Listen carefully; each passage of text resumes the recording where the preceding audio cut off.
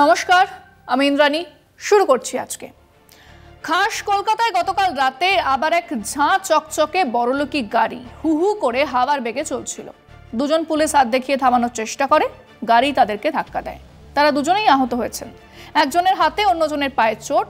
তারপরে গাড়ি ফুটপাতে উঠে পড়ে এবং সেখানেও জনাদুই মানুষের চোট লেগেছে। এক নিঃশ্বাসেই বলা যায় যে না, অন্তত প্রাণহানির কোনো ঘটনা নেই এবং এই গাড়িতে যারা ছিলেন তাদের সঙ্গে এখনো পর্যন্ত শাসক দলের কোনো সম্পর্ক পাওয়া যায়নি বলেই যে যাবে না তাও নয়, কিন্তু তাতে খুব ইতর বিশেষ কোনো পার্থক্য হবে? আসলে বিষয়টা হলো বিত্তবান বড় লোকেদের গল্প। একটা, দুটো, চারটে, আটটা গাড়ি আছে। হ্যাঁ, শোভন চ্যাটার্জির গ্যারেজে আমি 9খানা গাড়িও দেখেছি, সেসব গাড়ির নামও আমি বলতে পারবো না। একইভাবে ওই যে ভোলে বাবা, যার প্রবচনে গিয়ে মারা গেলেন 121 জন, ওনার নাকি 19টা গাড়ি আছে, বিদেশি গাড়ি সমেত। আমাদের দক্ষিণের সদ্গুরু হার্লে ডেভিডসন বাইকে চাপেন, গোটা 10-12 মারুতি K20 কেনা হয়ে যাবে।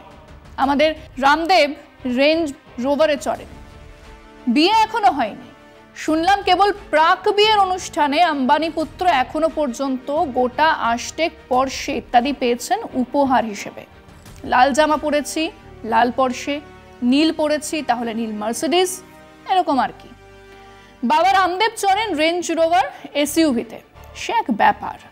মোদি যে সবচেয়ে দামি বুলেট প্রুফ মার্সিডিজে। এসব গাড়ির প্রথম কথাটা কি? স্পিড, আর যারা চালাচ্ছেন তাদের সুরক্ষা। মানে হুশ করে গাড়ি চালাতে পারবেন আর দুর্ঘটনা ঘটলে গাড়ির ভেতরে যারা বসে আছেন তাদের তেমন লাগবে না।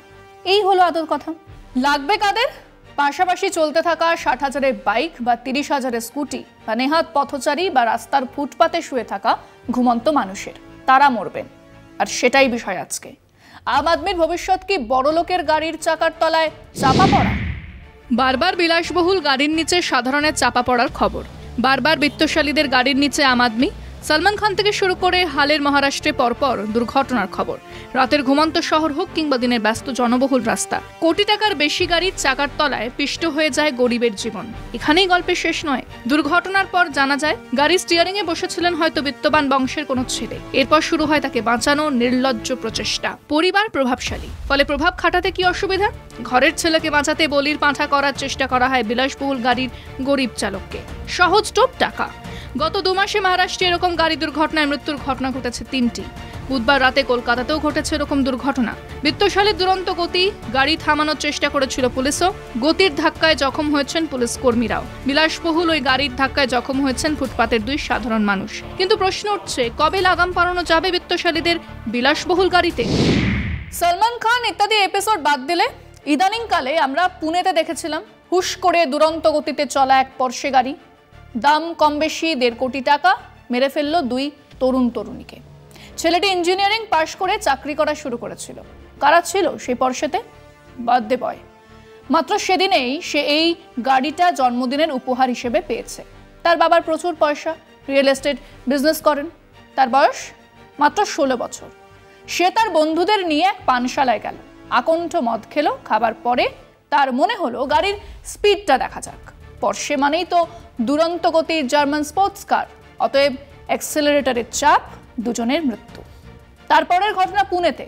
BMW নিয়ে আবার সেই আকণ্ঠ মদ খেয়ে এক শিবসেনা শিন্দে নেতার ছেলে একটা স্কুটারে ধাক্কা দিল। তার আরোহিনী ছিটকে এসে পড়লো গাড়ির বনেটে।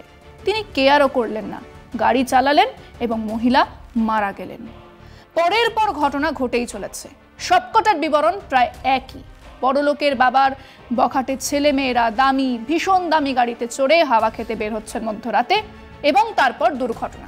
দিল্লিতে হয়েছে 8 কিলোমিটার এক মহিলার শরীরকে রোগরে ঘষটে নিয়ে যাওয়া হয়েছে। মুম্বাই গোয়া রাস্তাতে হয়েছে, পাটনাতে হয়েছে, কলকাতাতেও হয়েছে, আবার হলো। মানে পয়সা আছে, গাড়ি চালাবো, মানুষ মরবে, ওটা হলো কোলাটারাল ড্যামেজ। আমরা আমাদের দর্শকদের জিজ্ঞেস করেছিলাম, বিভিন্ন বড় শহর থেকে বড় লোকের উচ্ছন্নে যাওয়া ছেলেরা মাঝরাতে ভোর রাতে হাওয়া খেতে বের হচ্ছেন আর তাদের গাড়ির তলায় চাপা পড়ছে আম জনতা, ম্যাঙ্গো পিপল। এর পেছনে কোথাও অসম্ভব ধনী মানুষজনদের আইন কানুন ইত্যাদিকে একেবারেই পাত্তা না দেওয়া, মানুষকে মানুষ বলে মনে না করা, এগুলোই কি কাজ করছে না? শুনুন কি বলেছেন মানুষজন।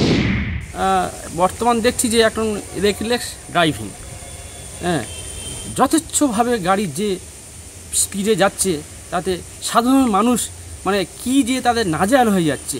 এই রেকলেস ড্রাইভিংয়ের ফলে একটা উচ্চ শ্রেণী আছে যারা আইনের বুড়ো আঙুল দেখিয়ে তারা জোরে গাড়ি চালাচ্ছে, তাদের টাকা আছে, আইনের বুড়ো আঙুল দেখিয়ে আবার ছাড়িয়ে নেবে তাদের। সাধারণ পাবলিক আমাদের অবস্থা আরও দুর্বিষহ।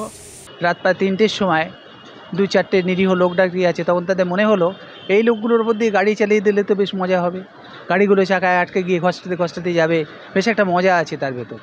এবং সেই প্রচণ্ড তার মাদকাসক্ত তাদের মন তাদের সেই উৎসবে মাতিয়ে দিল এবং সেখানে 4 জন মারা গেছিলো। এবং সবথেকে যেটা দুঃখের কথা, এই বড়লোকের সন্তানদের কোনো শাস্তি হয় না। যুব সমাজকে বাঁচাতে গেলে একটা পদক্ষেপ নেওয়া উচিত বলে আমি মনে করি। তার কারণ বখাটে ছেলেদের জন্য সাধারণ মানুষের জীবন যাবে এটা বাঞ্ছনীয় নয়। আইনকে তো এরা ভয় পায় না, এরা আইনকে বুড়ো আঙুল দেখায়, এরা জীবনে এরা কিছুই করেনি, এদের এটাই সব কিছু। এদের মোটর বাইক গলায় সোনার চেন পড়লো কি আপনার লোহার চেন পড়লো জানা যায় না, হাতে ব্রেসলেট দামি মুখে পান পড়াক গুটকা নেশা আপনার গায়ে ফেলে দেবে। গাড়ি একটা লিমিটে রেখে চালানো উচিত, কিন্তু বড়লোকেরা যেরকমভাবে গাড়ি চালাচ্ছে তারা মনে করছে তারা আইন কিনে রেখেছে, আইনটা তাদের পকেটে, কিন্তু তাদের এই ফলস্বরূপ আমাদের ভুগতে হয় সাধারণ মানুষদের, যারা ফুটপাথ দিয়ে হাঁটে বা অনেক এরকম মানুষ আছে যারা ফুটপাথে শুয়ে থাকে। বিষয়টা হলো যে এই মাঝরাতে যখন গাড়িগুলো আসে, সে যে ছেলেই হোক না কেন, সেক্ষেত্রে আইনটা মানা যেমন তাদের কর্তব্য, তেমনি আইনটা মানতে বাধ্য করানো কর্তব্য আমাদের পুলিশ প্রশাসন যারা ডিউটিতে থাকেন। আইন তো বড়দের জন্য আলাদা, এটা সবাই মনে করে, বাট আইন তো আইন সবার জন্য সমান হওয়া উচিত। এটা প্রশাসনকে দেখা উচিত যে ভোরবেলা বা অন্ধকারে যে সমস্ত মানুষ এই সমস্ত ঘটনা ঘটাচ্ছে তাদেরকে কড়া ব্যবস্থা করা উচিত, এটা আমি ভালো মনে করি। অতিরিক্ত পয়সা বলে তো এরা তো মানে যখন নাকি রাস্তায় পথ চলতি মানুষ হাঁটে তখন তারা মনে করে যে এরা আমাদের কাছে কিছু না, এদের বলার বা ধরার লোক নেই, এইটাই হচ্ছে আসল কথা।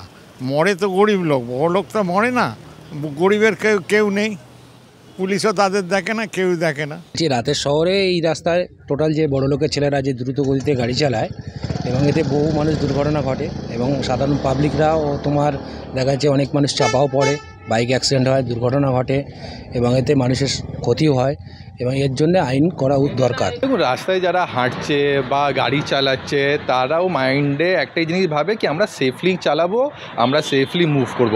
বাট কিছু প্রবলেম্যাটিক পিপল যদি এই জিনিসটা মাথায় না রাখে আর প্রবলেমসগুলো ক্রিয়েট করে by doing rough driving, rash driving, high speed driving, তাতে ও নিজের সঙ্গে বাকি লোকজনের লাইফটাও রিস্কে ডালছে।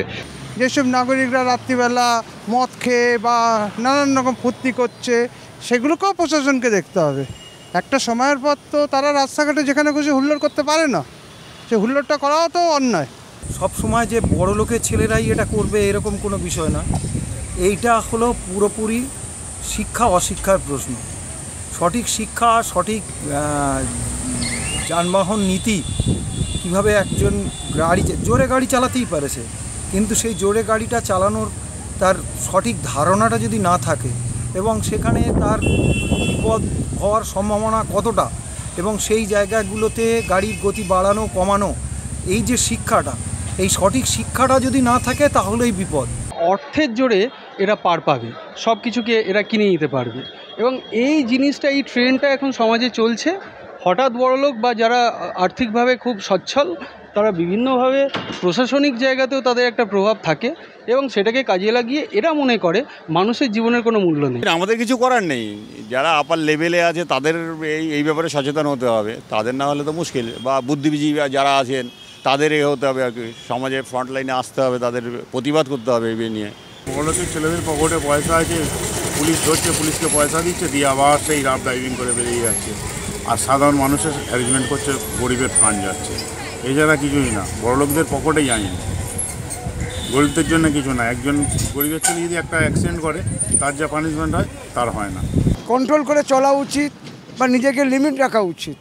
সে গাড়ি চালান আর হেঁটে যান, বেপরোয়া গাড়ি চালানোটা আমার পক্ষে যুক্তিসঙ্গত নয়। তাদের সেটা আমার এই পক্ষে থাকে তো সাজেশন দিতে পারছি না, তাদের মানে আরও প্রশাসনকে স্টেপ নেওয়া উচিত। আসলে সমাজের, রাষ্ট্রের এই অসম্ভব বৈষম্য কিছু নতুন ধারণার জন্ম দিচ্ছে। সেই সামন্ততন্ত্র মানে রাজা রাজরাদের শাসন শেষ হবার পরে দেশে দেশে গণতন্ত্রের প্রতিষ্ঠা, of the people, by the people, for the people সরকার হবার পরে দেশের নাগরিকের এক সমান অধিকারের ধারণা গড়ে উঠছিল। আর্থিক মাপকাঠি নয়, দেশের একজন নাগরিক হিসেবে একটা অধিকার বোধ তৈরি হচ্ছিল। কিন্তু হঠাৎই সেসব ধারণা মুছে যাচ্ছে। আর্থিক বৈষম্য এক চূড়ান্ত জায়গাতে পৌঁছেছে, আর সেখান থেকেই গরিব মানুষের মর্যাদা, প্রাণের দাম কমছে। এই যে বড়লোক ধনী মানুষের গাড়ির চাকার তলায় আম জনতা, গরিব মানুষ চাপা পড়ে মারা যাচ্ছেন, সেটা কেবল দুর্ঘটনা নয়, তার চেয়েও অনেক বেশি কিছু। এই বৈষম্য থাকলে এটা থামানো অসম্ভব। আজকে পর্যন্তই। দেখতে থাকুন কলকাতা টিভি, রাত দিন 7 দিন।